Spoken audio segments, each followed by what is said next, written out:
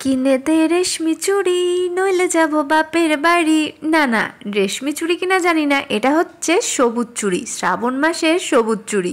তো আমার মতো কে কে আছেন আপনারা যে শ্রাবণ মাসে এত দেরি হয়ে গেল শেষের দিকে আর এখনও সবুজ চুড়ি পরিনি? তো ফাইনালি চলে গেলাম আজকের দোকানে, তো দোকান থেকে নিয়ে চলে এলাম সবুজ চুড়ি। তো শ্রাবণ মাসে সবুজ চুড়ি পরতে হয়, আগের বারও পরেছিলাম কিন্তু এবার একটুখানি আমার দেরি হয়ে গেছে পরতে, আসলে সেরকমভাবে আর কি হয়নি কিছু কারণের জন্য। তো যাই হোক, ফাইনালি আমি নিয়েই চলে এলাম বাড়িতে সবুজ চুড়ি, শ্রাবণ মাসের সবুজ চুড়ি। এখানে 1 কাপ মতো চুড়ি রয়েছে। তো এবার চুড়িগুলো আমি পরতে চলেছি।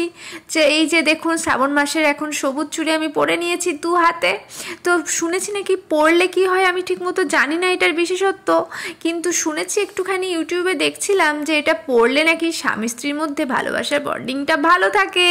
তো এখন চুড়িটা পরেছি মানে স্বামী আমাকে বেশি বেশি পরিমাণ কি ভালোবাসবে ঠিক জানি না, যাই হোক এখন দেখাই যাক।